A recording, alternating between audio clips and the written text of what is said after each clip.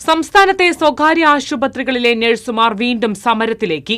Minimum വേതനം പരിഷ്കരിക്കാത്തതിൽ പ്രതിഷേധിച്ച് ഈ മാസം 21-ന് സൂചനാ സമരം നടത്തുമെന്ന് UNA ദേശീയ അധ്യക്ഷൻ ജാസ്മിൻ ഷാ പറഞ്ഞു.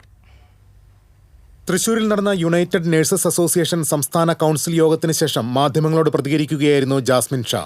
കഴിഞ്ഞ 7 വർഷമായി ആരോഗ്യമേഖലയിൽ ശമ്പള വർധനവില്ലെന്ന് അദ്ദേഹം ചൂണ്ടിക്കാട്ടി.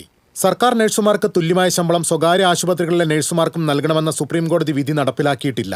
40,000 രൂപ അടിസ്ഥാന ശമ്പളം വേണമെന്ന UNA കഴിഞ്ഞ 5 വർഷമായി ആവശ്യപ്പെടുകയാണ്. പല മാനേജ്മെന്റുകളും ഇത് നൽകാൻ തയ്യാറാണെന്ന് പറയുന്നുണ്ടെങ്കിലും സർക്കാർ ഇത് സംബന്ധിച്ച് ഒരു ഉത്തരവും ഇറക്കിയിട്ടില്ല.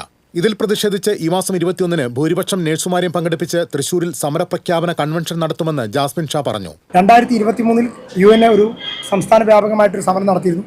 അതിന്റെ ഭാഗമായിട്ട് 2000 മുതൽ 10,000 രൂപ വരെ ഒരു ഇടക്കാലാശ്വാസം ഉപേക്ഷിക്ക ചർച്ച പ്രകാരം നടപ്പിലാക്കിയിരുന്നു. അന്നും നമ്മോട് പറയുന്നത് 6 മാസത്തിനുള്ളിൽ പുതിയ ശമ്പളം തരുക. പക്ഷെ നാളിതുവരെയായിട്ടും ഈ ശമ്പളം പുറപ്പെടുവിച്ചിട്ടില്ല. ശമ്പള പരിഷ്കരണ ഉത്തരവ് വന്നിട്ടില്ല. 40,000 രൂപ അടിസ്ഥാന ശമ്പളമാക്കണമെന്നുള്ളതാണ് UNA കഴിഞ്ഞ 5 വർഷമായി ആവശ്യപ്പെട്ടുള്ളത്. ഇപ്പോൾ കേരളത്തിലെ UNA യൂണിറ്റുള്ള പല സ്ഥലങ്ങളിലും 40,000 രൂപ ടോട്ടൽ ശമ്പളമായിട്ട് കിട്ടുന്നത്. അതുകൊണ്ട് തന്നെ ഇത് നൽകാൻ തയ്യാറാണെന്ന് ആശുപത്രി മാനേജുകൾ പലരും പറയുന്നുണ്ട്. പക്ഷേ സർക്കാർ ഇതുമായി ബന്ധപ്പെട്ടുള്ള ഉത്തരവ് ഇറക്കണം എന്നുള്ളതാണ്. പക്ഷേ സർക്കാർ ഇതുവരെ ഉത്തരവ് ഇറക്കില്ല. അതിന് പ്രതിഷേധിച്ചാണ് UNA ഒരു സമരപ്രഖ്യാപന കൺവെൻഷൻ ഫെബ്രുവരി 21-ന് 3-1 ജീവനക്കാരെ കൊടുത്തുകൊണ്ട് മറ്റുള്ളവരെല്ലാം സമരം ചെയ്യുന്ന 3 നഴ്സുമാരും തൃശ്ശൂരിൽ ഒത്തുകൂടിക്കൊണ്ട് ഒരു വലിയ സമര പ്രഖ്യാപനം നടത്തുന്നത്. സംസ്ഥാനത്തെ 476 സ്വകാര്യ ആശുപത്രികളിലെ നഴ്സുമാർ സൂചനാ സമരത്തിൽ പങ്കെടുക്കും. തുടർന്നും ഉത്തരവ് പുറത്തിറക്കിയില്ലെങ്കിൽ ലോങ് മാർച്ച് ഉൾപ്പെടെ ശക്തമായ സമരവുമായി മുന്നോട്ടു പോകാനാണ് തീരുമാനമെന്നും ജാസ്മിൻ ഷാ അറിയിച്ചു. TCV news, Thrissur.